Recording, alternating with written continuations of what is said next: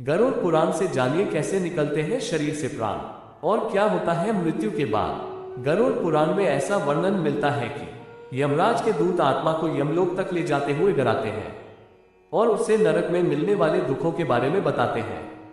यमदूतों की ऐसी बातें सुनकर आत्मा जोर जोर से रोने लगती है। गरुड़ पुराण अनुसार भूख प्यास से तड़पती हुई आत्मा 47 दिन तक लगातार चलकर यमलोक पहुंचती है। अधिकतर लोगों ने गरुड़ पुराण के बारे में सुना होगा। गरुड़ पुराण वैष्णव संप्रदाय से संबंधित है। सनातन हिंदू धर्म में मृत्यु के बाद इसके श्रवण का प्रावधान है।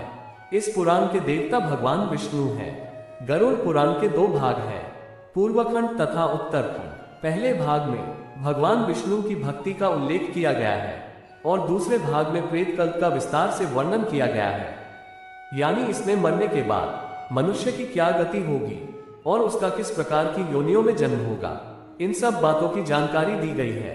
गरुड़ पुराण के अनुसार जिस समय मनुष्य की मृत्यु होने वाली होती है वह बोलने की कोशिश करता है लेकिन बोल नहीं पाता है। कुछ समय में उसकी बोलने सुनने आदि की शक्ति नष्ट हो जाती है। उस समय शरीर से अंगूठे के बराबर आत्मा निकलती है जिसे यमदूत पकड़ यमलोक ले जाते हैं। गरुड़ पुराण में ऐसा वर्णन मिलता है कि यमराज के दूत आत्मा को यमलोक तक ले जाते हुए डराते हैं और उससे नरक में मिलने वाले दुखों के बारे में बताते हैं। यमदूतों की ऐसी बातें सुनकर आत्मा जोर जोर से रोने लगती है। यमलोक तक जाने का रास्ता बड़ा ही कठिन माना जाता है। जब जीवात्मा तपती हवा और गर्म बालू पर चल नहीं पाती और भूख प्यास से व्याकुल हो जाती है, तब यमदूत उसकी पीठ पर चाबुक मारते हुए उसे आगे बढ़ने के लिए कहते हैं। वह आत्मा जगह जगह गिरती है और कभी बेहोश हो जाती है, फिर वो उठकर आगे की ओर बढ़ने लगती है। इस प्रकार यमदूत जीवात्मा को यमलोक ले जाते हैं। इसके बाद उस आत्मा को उसके कर्मों के हिसाब से सजा देना निश्चित होता है। इसके बाद वह जीवात्मा यमराज की आज्ञा से फिर से अपने घर आती है। कहा जाता है कि घर आकर वह जीवात्मा अपने शरीर में फिर से प्रवेश करना चाहती है, लेकिन यमदूत उसे अपने बंधन से मुक्त नहीं करते और भूख प्यास के कारण आत्मा रोने लगती है।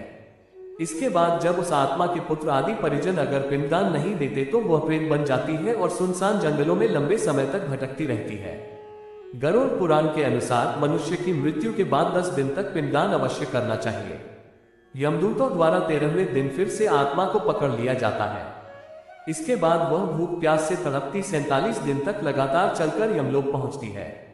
गरुड़ पुराण अनुसार बुरे कर्म करने वाले लोगों को नरक में कड़ी सजा दी जाती है। जैसे लोहे के जलते हुए तीर से इन्हें बींधा जाता है, लोहे के नुकीले तीर में पाप करने वालों को पिरोया जाता है। कई आत्माओं को लोहे की बड़ी चट्टान के नीचे दबाकर सजा दी जाती है। किस आत्मा को क्या सजा मिलनी है ये उसके कर्म निश्चित करते हैं।